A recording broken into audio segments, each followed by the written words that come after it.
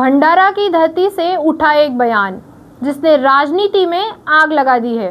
BJP नेता और पूर्व केंद्रीय गृह राज्य मंत्री हंसराज अहीर ने लव जिहाद पर एक ऐसा विस्फोट किया जिसने हर गली मोहल्लों की बहस को हवा दे दी है।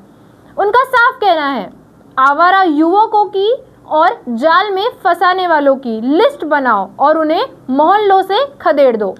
अब सवाल उठ रहा है कि क्या यह बयान महज एक चेतावनी है या फिर राजनीति के अखाड़े में डाला गया एक और पहलवान। प्रत्येक मूल्यामध्ये स्कूटरवर फिरणारे ते कोणी सवाल कोणाची टीम बनवली त्या लोकांनी आणि ती पाहिजे या घरात कोण आहे श्रीमंताच्या मुलीला पाहिजे की अशा प्रकारे सवाल कोण बोलत फिरतात ते ठरून ठेवतात ठरवून हा हिंदू धर्माला आघात आहे। राख्या बांधणाऱ्या भगिनीसाठी मी सांगतो आपल्याला धर्म वाचवायचा आहे वाचवायचं।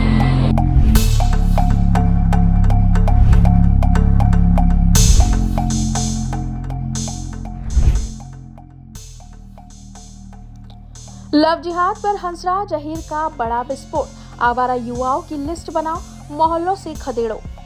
भंडारा से गूंजा धमाका और सीधा देश भर में मचा तहलका। लव जिहाद के मुद्दे पर बीजेपी के कद्दावर नेता और राष्ट्रीय पिछड़ा वर्ग आयोग के अध्यक्ष हंसराज अहीर ने दिया ऐसा ऐलान जिसने पूरे राजनीतिक गलियारों में आग लगा दी है। आवारा लड़कों की सूची बनाओ और उन्हें मोहल्लों से खदेड़ो। भंडारा की धरती से निकली ये चेतावनी अब राष्ट्रीय बहस का सबसे बड़ा विस्फोट बन गई है। अहीर का आरोप साफ, बाइक पर घूमने वाले आवारा युवक अमीर घरों को टारगेट करते हैं, जहां लड़कियां हैं उन्हें फुसलाते हैं। ये कोई प्रेम नहीं, ये सुनियोजित साजिश है, ये है लव जिहाद। लेकिन ये सिर्फ बयान नहीं, तकनीकी डेटा इस खतरे की सच्चाई बयां कर रहा है। एनसीआरबी रिपोर्ट 2023 के मुताबिक देश भर में महिलाओं के खिलाफ अपराध के 4.45 लाख मामले दर्ज हुए हैं। इनमें से करीब 30% मामले 18 से 30 साल की युवतियों से जुड़े हैं। वहीं लव जिहाद जैसे मामलों पर आधिकारिक डेटा अलग से उपलब्ध नहीं है, लेकिन उत्तर प्रदेश, मध्य प्रदेश, उत्तराखंड, हरियाणा और कर्नाटक जैसे राज्यों ने इस पर कानून बनाया है। हंसराज अहीर वही नेता है जिन्हें कभी कड़क मिनिस्टर कहा गया था। उनका ये बयान ऐसे समय में आया है जब महाराष्ट्र में लव जिहाद पर लगातार सियासी गर्माहट बनी हुई है। आंकड़े बताते हैं कि पिछले 5 सालों में राज्य में अंतर धार्मिक विवाहों पर 700 से ज्यादा विवाद दर्ज किए गए। भंडारा, गोंदिया और नागपुर जैसे इलाकों में पिछले 1 साल में ही 65 से ज्यादा केस पुलिस तक पहुंचे। सुरक्षा एजेंसियों ने भी लव जिहाद को लेकर दर्जनों जांचें की, जिनकी फाइलें अभी भी खुली पड़ी है। NCW national commission for women को पिछले 5 सालों में 1.5 लाख से अधिक शिकायतें मिली है, जिनमें से काफी हिस्से में जबरन रिश्तों, ब्लैकमेल और धार्मिक दबाव की बात सामने आई है।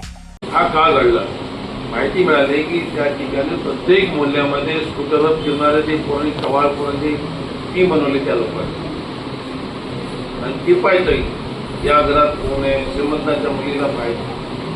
हा गंभीर विषय गंभीर विषय आणि नेमकं त्या घरात अटॅक होऊन त्या घरच्या मुलीला तो सहन करायचा। हा झाला एक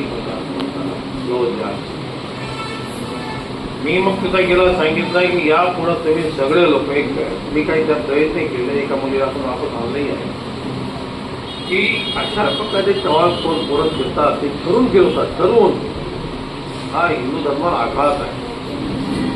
राख्या बांधणाऱ्या भगिनीसाठी मी सांगतो आपल्याला धर्म वाचवायचा आहे वाचवायचं। मग याची ही लिस्ट करायची, इतना मूल्यामध्ये फिरायचं नाही, गाव हिंदू मूल्यामध्ये फिरायचं। मी जे भाषण देतो तुम्हाला राष्ट्रीय भाषणासोबतच मला हिंदू धर्माची संस्कृती वाचवण्यासाठी हा कार्यक्रम महिला मोर्चाने घेतला पाहिजे की असा प्रकार कुठं होतो आहे का। मग या ठिकाणी पुरुष कागे तुमच्या मदतीला राहतो तो वाद नाही, आपल्याला संस्कृती वाचवायची आहे, देश वाचवायचा आहे। वीर सावरकर म्हणाले की धर्मांतर म्हणजे राष्ट्रांतर, हे शब्दप्रयोग आहे ते फार गंभीर आहे। बाबासाहेबांनी धर्म स्वीकारला, बौद्ध धर्म स्वीकारला, अन्य धर्माची स्वीकार का नाही केला त्याचं कारण आहे की त्यांनी आपल्या अनुयायाला आपली निष्ठा हातावर असली पाहिजे म्हणून बौद्ध धर्म स्वीकारला. मक्का मदिना किंवा रोम मध्ये त्यांची निष्ठा नको,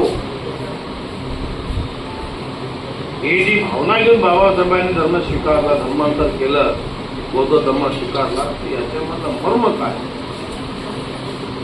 भारतीय संस्कृतीबद्दल त्यांना आदर होता. एक हा जो विषय आहे की या ठिकाणी हा जो कार्यक्रम आपण घेतलेला आहे, मंच से गरजते हुए अहिर ने बीजेपी महिला मोर्चा को खुला आदेश दिया है, अब और चुप मत बैठिए, नाम लिखिए, सूची बनाइए और मोहल्लों से भगाइए. उनके इस हुंकार के बाद सवाल भी उठ खड़े हुए हैं. क्या भंडारा से उठी ये आवाज अब नेशनल मूवमेंट का रूप लेगी? क्या महिला मोर्चा वाकई सड़कों पर उतरेगा? और क्या लव जिहाद पर राजनीति का सबसे बड़ा धमाका अब होने वाला है? भंडारा से उठी गूंज देश की राजधानी तक सुनाई दे रही है.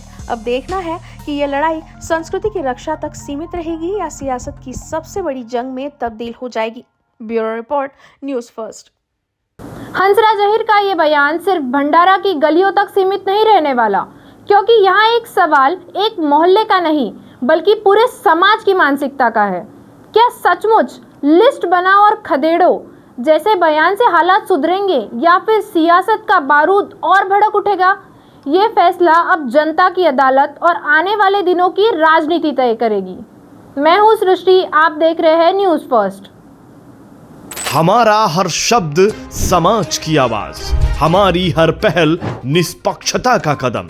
आपकी हर समस्या में आपसे पहले दिखेंगे हम हैं न्यूज़ फर्स्ट. ईश्वर का सच, हमारा साहस और आपका विश्वास. सच, साहस और विश्वास.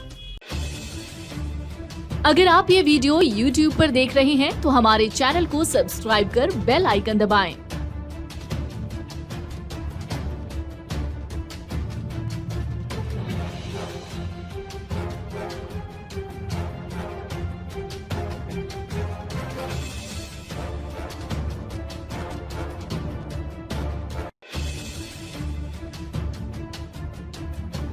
और Facebook पर देख रहे हैं तो हमारे पेज को लाइक करें